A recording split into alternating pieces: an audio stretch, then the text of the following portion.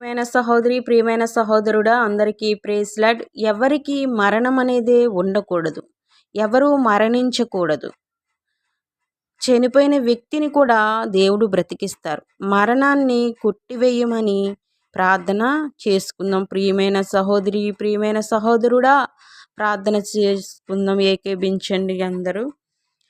దయగల ప్రభువా, నీవు ఇజికేలకు మరణ శాసనమును ప్రవచించినావు. 2 రాజులు 21:6. అయినను ఆయన ప్రార్థించగా కొట్టివేసినావు. ప్రవచించిన వాడవు నీవే, ప్రార్థించగా కొట్టివేసినావు. నీవే గవర్నమెంట్ వారు ఒక ఆజ్ఞ ప్రజలకు ఇచ్చినట్లయితే ప్రజలు అల్లరి చేయగా ఆ జీవో కొట్టివేస్తారు కదా. వారు జీవో కొట్టివేయంగా ప్రజలు జీవో కొట్టివేయబడినదని చెప్పుకుందురు కదా. మొట్టమొదటి గ్రంథంలోని 2వది గవర్నమెంట్లోనిది ఎత్తి ప్రార్థించుచున్నాము. నేను కాదు, నా ప్రియమైన సహోదరి, ప్రియమైన సహోదరులు, నా స్నేహితులు ప్రార్థించగా విజ్ఞాపన చేయుచున్నారు. నువ్వు విజ్ఞాపన వింటావు కదా. ఎలాగంటే పేతురు నాకు రేపు మరణము అనగానే సంఘమంతయు ప్రార్థించగా విని విడిపించినావు కదా.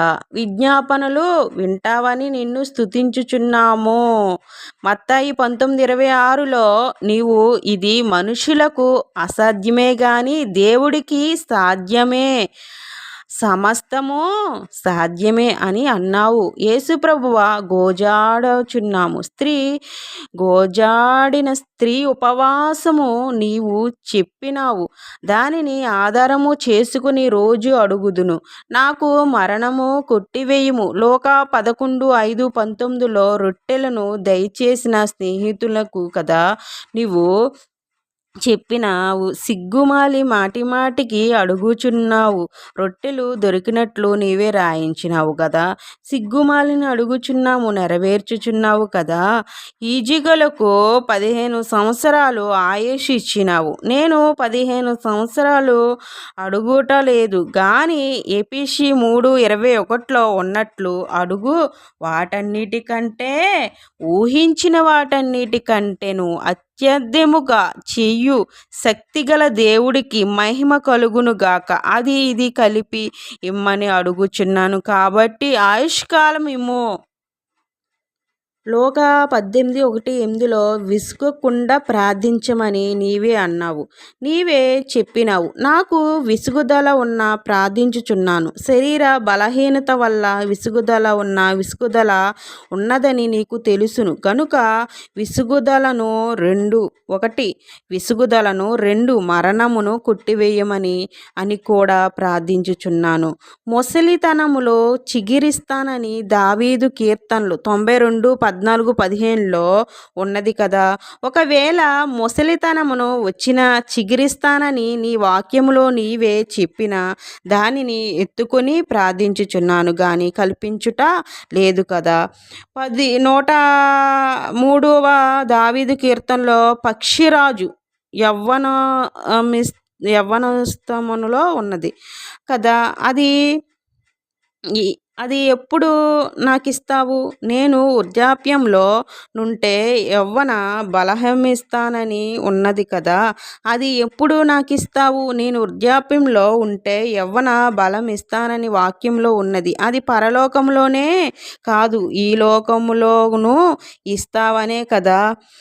నా నామమందు ఏది అడిగినా ఇస్తాను అని అన్నావు. యోహాను 14:14 వాక్యంలో ఉన్నది. అడుగుచున్నాను గాని ప్రభు క్రొత్తది ఏది అడుగటలేదు కదా. మార్కు 11:24లో చెప్పినట్లు జరుగుక ముందే జరిగిందని నమ్మమన్నావు. జరగక ముందే జరిగిందని నమ్ముటకు ప్రయత్నము చెయ్యమన్నావు. కనుక నేను నమ్మినట్టు కదా నీవు నెరవేర్చవలెను కదా. ప్రభువా, సన్నిధి కూటములో నాకే కాదు అనేకులకు జవాబులిస్తున్నావు కదా.